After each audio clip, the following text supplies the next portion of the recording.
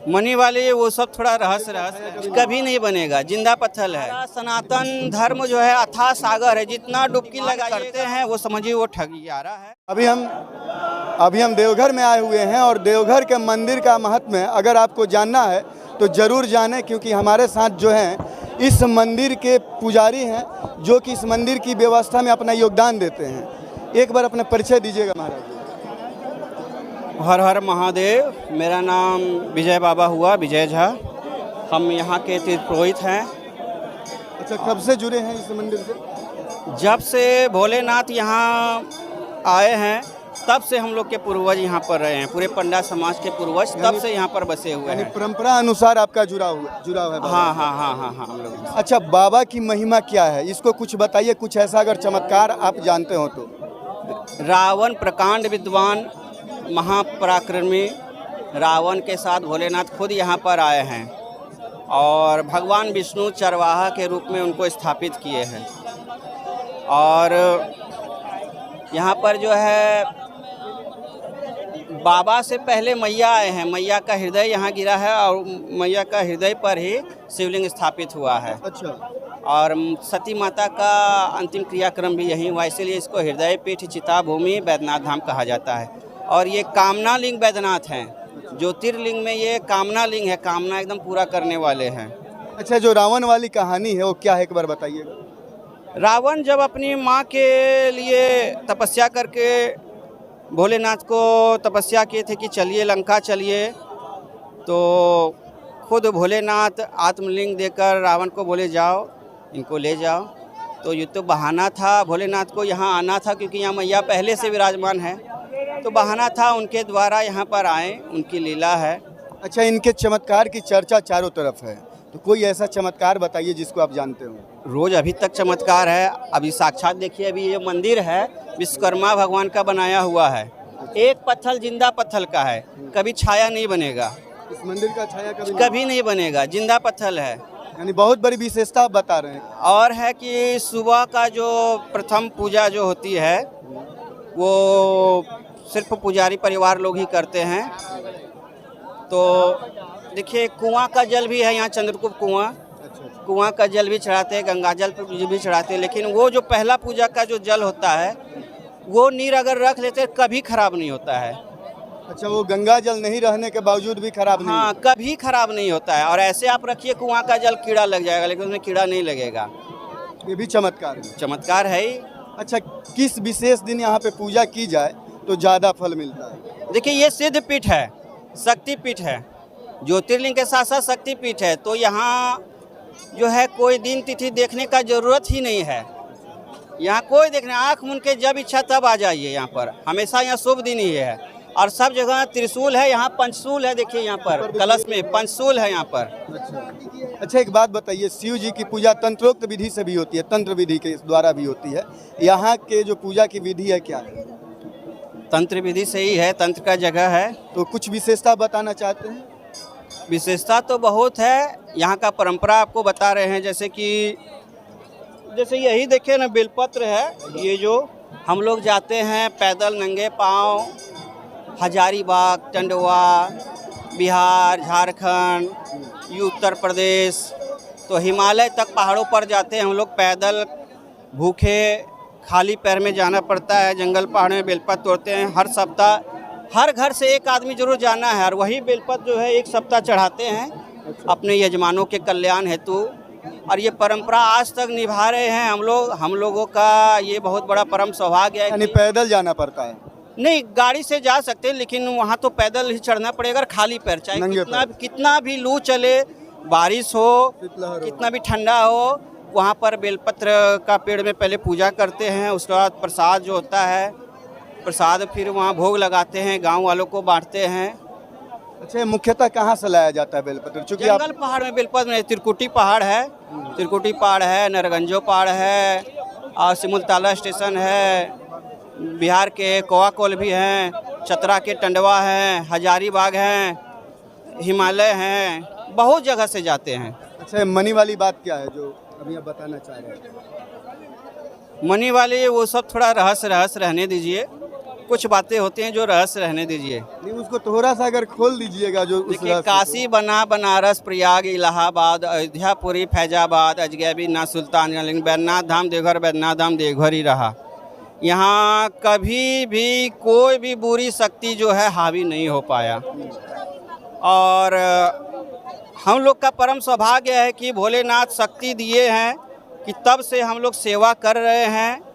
ऐसे तो बहुत भूत पिशाच राक्षस बैताल बहुत बार आता है और हमारे सनातन परंपरा से छेड़छाड़ करने के लिए अपना पूरा ताकत लगाता है, लेकिन ये ऐसा शक्तिपीठ है, ऐसा ज्योतिर्लिंग है, यहाँ जो भी गलत करता है तुरंत उसको सजा मिल जाता है, चाहे वो नेता अभिनेता हो, शासन प्रशासन या खुद हम रहे। गलत जो करता है तुरंत यहाँ पर मिल जाता है। और देखिए, एक यहाँ मेरे बाबा पार्वती जी का देखिए गठबंधन है, परिणय सूत्र, ये रोज़ नित्य दिन होता है, नित्य दिन ये होता है। आप भी चाहते हैं आप बंधवा सकते हैं। अच्छा, पंडा परिवार में कितने लोग हैं? यहाँ करीब हमको लगता है कम से कम 50,000 पंडा परिवार हैं। 50,000 एक जगह इतने मतलब संख्या में कहीं नहीं है। अच्छा, मंदिर की व्यवस्था को आप किस प्रकार देखते हैं? मंदिर व्यवस्था में थोड़ा जो है प्रशासन जो है बहुत जगह लापरवाही कर रहा है, हम लोग विरोध करते हैं। दूसरे लोगों को भी हम लोगों को साथ देना चाहिए। जैसे मान लीजिए अभी मुद्दा उठा है, जैसे कि हाल फिलहाल कुछ मुद्दा उठा है, जैसे कि मान लीजिए थोड़ा लेट लग, सिख दर्शन कूपन है, कूपन में लेट लग रहा है, थोड़ा पूजा पाठ में सुधार, जो सिस्टम जो है सुधार होना चाहिए। भीड़ को नियंत्रित करने के लिए प्रशासन की काफ़ी कमी है। कमी नहीं है, प्रशासन जो है सोचना चाहिए कि क्यों कॉम्प्लेक्स जो बना हुआ है सिर्फ सावन भादों में इसका उपयोग क्यों करें, अन्य 10 महीना जो है उसमें उसका उपयोग क्यों नहीं करें हम, क्यों हम फिजूल का उधर हम टेंट का खर्चा करें, हम वहाँ जो क्यों कॉम्प्लेक्स बना हुआ है उसका हम क्यों नहीं उपयोग करें। अच्छा, प्रतिदिन कितने श्रद्धालु दर्शन कर लेते हैं सावन छोड़कर? यहाँ मिनिमम तो हमको लगता है मिनिमम जो एकदम मिनिमम जो होगा तो 30-40 हज़ार मिनिमम भीड़ होगा यहाँ पर डे मिनिमम होगा वो। अच्छा, सावन आने वाला है, उसके लिए क्या विशेष तैयारी है, पूजा के लिए भी और श्रद्धालु के लिए भी? सावन के हर सोमवारी संक्रांति में हम लोग बेलपत्र प्रदर्शनी भी करते हैं। संक्रांति बेलपत्र आता है हम लोग, जो मतलब एकदम त्रिनेत्र के जैसे रहता है। सावन में कभी आइए आप लोग देखिए। अच्छा, दूसरी सोमवारी का सावन का काफ़ी महत्व बताया जाता है, उसके बारे में देखिए। हर दिन जो है ना यहाँ पर महत्व है, हर दिन का। हमारा सनातन धर्म जो है अथाह सागर है, जितना डुबकी लगाइएगा उतना रत्न पाइएगा।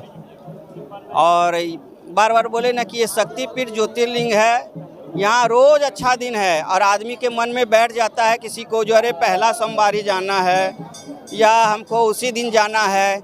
जिस दिन आपको समय मिले उस दिन आइए, ये ज़रूरी नहीं है कि पहला ही सोमवारी में हमको जल ढारना है। यहाँ हमेशा भोलेनाथ साक्षात विराजते हैं और मैया के साथ विराजते हैं। अच्छा, बाबा और मैया आमने सामने है। तो सामने शक्तिपीठ है और एक तरफ भोले बाबा विराजमान है। सती माता का हृदय पर ही वास किए हैं भोलेनाथ। अच्छा, और ये पत्थर देखिए मंदिर का, ये चुनारगढ़ से आया है। अच्छा, कितना एक असरफी से आया है ये। अच्छा, वो मनी वाला रहस्य बता दीजिए। अभी भी रहस्य बना हुआ है, आप नहीं बता रहे हैं। अलकापुरी कुबेर जी का राजधानी था, तो उन्हीं के पास चंद्रकांत मणि था। रावण जो है यहाँ पर विराजमान किए हैं। अच्छा, एक दंत कथा ऐसी भी है कि रावण जो है भगवान भोलेनाथ को, बाबा को विराजमान करने के बाद उनसे आग्रह किया कि वो यहाँ से पुनः चलें, यानी रावण के स्थान को जाएं, लेकिन बाबा इनकार कर दिए। उसके बाद रावण उनको दबा दिया अंदर। ऐसा भी कुछ है क्या? इसमें सारी सच्चाई नहीं है, टीवी वाले या कुछ लोग कुछ भी बोल देते हैं। देखिए, रावण महापंडित थे, उनको लघु शंका लगा तो वो शिव जी का अपमान नहीं करना चाहते थे, इसलिए किन्हीं के हाथ में थमा दिए, क्योंकि हाथ धोएंगे। ब्राह्मण थे, अगर राक्षस प्रवृत्ति के ही रहते तो वो अंतर्ध्यान होके ले जाते। तो वो सोचे जो हम अगर इनको अपना ताकत दिखाएंगे इनका अपमान होगा, मेरा इष्ट हैं, तो वो ऐसा नहीं किए। और बाबा का यहाँ आना तो बहाना था, क्योंकि मैया यहाँ पहले आई हुई हैं। और रावण जो है महाज्ञानी महापराक्रमी, उनके राज में कभी कोई दुखी नहीं था, ये रहस्य है। रावण थोड़ा कुछ किया है अपना मुक्ति के लिए। अच्छा, इससे जुड़ा कोई शिलालेख या कोई प्रमाण है जो आप बात बता रहे हैं बाबा के बारे में, तो कोई शिलालेख या फिर कोई प्रमाण, कोई ग्रंथ में? बहुत सारा है। आप शिव महापुराण में भी है और देवी भागवत में भी है, ये सब जिक्र है। साथ ही साथ यहाँ का मंदिर जो है, जैसे मैंने बताया, थोड़ा इधर आ जाइए, सफाई हो रही है। जैसे मैंने बताया आपको कि शिव जी का मंदिर, माँ संध्या मंदिर, लक्ष्मी नारायण मंदिर, सब विश्वकर्मा भगवान ने बनाए हैं। और बाकी जितने मंदिर हैं तो हम लोगों के पूर्वजों ने, सरदार पंडाओं ने बनाए हैं, राजा महाराजाओं से मदद लेकर बनाए हैं। ये सब लिखित है।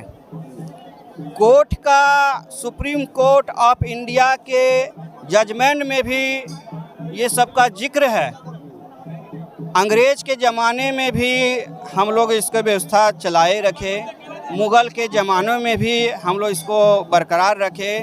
मुग़ल भी यहाँ पर हावी नहीं हो पाया और जो है मुग़ल से लड़े, सब तरह से किए। लेकिन अभी दुर्भाग्य है कि अभी के समय में जो है प्रचार किया जाता है हिंदू को तोड़ने के लिए, ब्राह्मण भगाओ, फलना भगाओ, तो उसका वो कश्मीर में ब्राह्मण को भगा दिया। आज क्या हाल है, जहाँ भी ब्राह्मण को भगा, जहाँ ब्राह्मण है वहाँ मंदिर है, जहाँ मंदिर है वहाँ सुरक्षित है, वहाँ हिंदू ही सुरक्षित है। तो हिंदू को पहले तोड़ने लगा, टीट फॉर टैट करके पहले हिंदू को ही आपस में तोड़ा है, मंदिर को बदनाम करो। बॉलीवुड में भी हिंदू पुजारियों को पुजारी बना करके टीका चंदन वाले को विलन बना दिया। और जो है आप क्या कहें, गैर हिंदू को उसको हीरो बना दिया, शांति दूत बना दिया। तो ये सब बॉलीवुड में भी जो है शुरू से ही रहा है। मतलब देश आज़ाद तो हो गया, लेकिन बहुत सारे इसका प्रभाव आम जनमानस बहुत से हो गया, जो कि मतलब अभी आज़ादी होना बाकी है। चीज़ बता रहे हैं, नित्य दिन जो शाम को श्रृंगार पूजा होता है, तो जिनका पारी होता है पुजारी का, तो सुबह से बिना पानी पिए रहते हैं। अच्छा, थूक का एक सिप भी अंदर नहीं ले जाना पड़ेगा, एकदम चाहे कितना, एकदम भूखे प्यासे एकदम रहना होगा, एक बूंद पानी नहीं। और जो रात को भूख लगेगा वही रात को खा के रहना पड़ता है। अच्छा, एक बात अभी जो है, मान लीजिए अभी तो सुबह से हम यहाँ पर हैं, जितनी बार अंदर जाएंगे यात्रियों को पूजा कराएंगे तो एकदम बिना पेशाब किए हुए, एकदम खिंचा हुआ कपड़ा पहने हुए, अगर पेशाब करें फिर हमको स्नान करना पड़ेगा। एकदम ये यहाँ का परंपरा अभी तक हम लोग निभा रहे हैं। तो हम लोग अपने आप को परम सौभाग्यशाली समझते हैं और भोलेनाथ हम लोग को आज तक पालन पोषण कर रहे हैं। भोलेनाथ जो है एकदम तुरंत प्रसन्न होने वाले देवता हैं।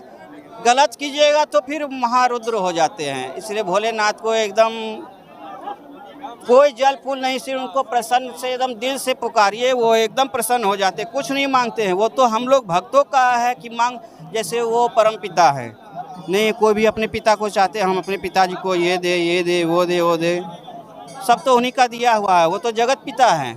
तो भक्तों को इच्छा होता है चलिए हम जल चढ़ाएं, हम फूल चढ़ाएं, हम दूध चढ़ाएं, हम और अगर वगैरह जितने अच्छे सामग्री चढ़ाएं, वो हमारी इच्छा है। वो हमारी मतलब होता है कि मतलब अंदर से इच्छा हो जाती कि नहीं हम अपने जगत पिता हैं, हम उनको। अच्छा, श्रद्धालुओं से क्या अपील कीजिएगा? श्रद्धालुओं से यही अपील करेंगे, सबसे पहले मेला क्षेत्र में या कहीं भी अफवाह से बचे और अपने अपने पुरोहितों से कांटेक्ट करें। कहीं भी किसी तरह का कोई जानकारी लेना हो, मेरे जो यजमान हैं हमसे कांटेक्ट करें। या और जो है सबसे ज़्यादा अभी का जैसे साइबर क्राइम जो है देश भर के लिए बहुत बड़ा एक समस्या है। तो फेसबुक, व्हाट्सएप, अन्य सोशल मीडिया के द्वारा कई तरह के माने कई ज्योतिर्लिंग या अन्य तीर्थों के नाम से लोगों को फंसाया जा रहा है। कि आपको ये दर्शन करा देंगे, आप ये पैसा दीजिए, वो कीजिए। उसमें किसी तरह फंसना नहीं है। जिनको आप नहीं जानते हैं, किसी भी तरह का लिंक में टच ना करें या किसी तरह वेबसाइट को खोले नहीं, और ना किसी भी तरह का अनजान लोगों से पैसा का आदान प्रदान करें। सबसे बड़ी साइबर समस्या यही है, उससे बचे आप। ऑनलाइन दर्शन आप लोग कराते हैं? ऑनलाइन दर्शन मतलब हो गया, आप देखिए जो मेरे यजमान हैं, अभी लॉकडाउन था तो यजमान था तो सिर्फ कुछ लोगों को ही, पुजारी परिवार को सिर्फ यहाँ पूजा, आखिर मंदिर में ऐसे तो नहीं रहा जाएगा, पूजा है तो उनको दर्शन होता था, लेकिन किसी से कोई डिमांड नहीं होता था। जो ओरिजिनल यहाँ पंडा जी जो हैं अपने, तो वो किसी से डिमांड नहीं करते ये दीजिए या वो कीजिए, और जो है जो डिमांड करते हैं वो समझिए वो ठगियारा है, वो असल पंडा नहीं है। हाँ, इस तरह का बहुत सारा व्यवस्था यहाँ है, लेकिन गलत तरीक़ा से बहुत लोग जो है बाहरी आदमी आपको साइबर क्राइम करते हैं, तो वो लोग से बचिए। और किसी भी होटल, मोटर, थिएटर वाले बहुत होते हैं, टेम्पू वाले होते हैं, फलना वाले होते हैं, वहाँ ले जाएंगे, वहाँ कर देंगे। बिना जानकार लोग से, बिना जो अनजान आदमी हैं उससे कांटेक्ट नहीं रखिए। अपना मोबाइल नंबर अनजान लोगों को मत दीजिए, ये सबसे बचिए। और अफवाह से बचिए। भीड़ में बहुत जगह होता है कि अफवाह हो जाता है, अरे छज्जा गिर रहा है, वो गिर रहा है, वो गिर रहा है, वो लोग से बचिए। अफवाह से एकदम बचिए, दूसरों को भी बचाएं। ये जो बात विजय बाबा बता रहे थे, सावन में बहुत ज़्यादा भीड़ होता है पूरे देवघर में, और उस समय ही ज़्यादा अफवाह फैलने की शंका होती है। हर तीर्थ में अफवाह से ही जान। अभी कुंभ में क्या हुआ, अफवाह ही जान ले लिया। अफवाह से बचे, जागरूक रहे, और मेला क्षेत्र जगह जो भी है, किसी एक के चलते काम पूरा नहीं होता है। पंडा, प्रशासन एवं यहाँ के लोकल सभी लोग मिलके मेला को सफल संचालन करते हैं, और ऊपर वाला का तो कृपा रहता ही है, बिना ऊपर वाला कृपा से एक पत्ता भी नहीं हिल सकता है। चलिए, तो ये थे हमारे विजय बाबा, जो कि देवघर से जुड़े हुए सारे विषयों पे अपना विचार रखें और जानकारी दिए, जो कि प्रमाण के साथ, परंपरा के अनुसार ये जवाब दिए हैं। इसके लिए इनका बहुत बहुत धन्यवाद, हम आभार रहेगा। धन्यवाद आप सबको।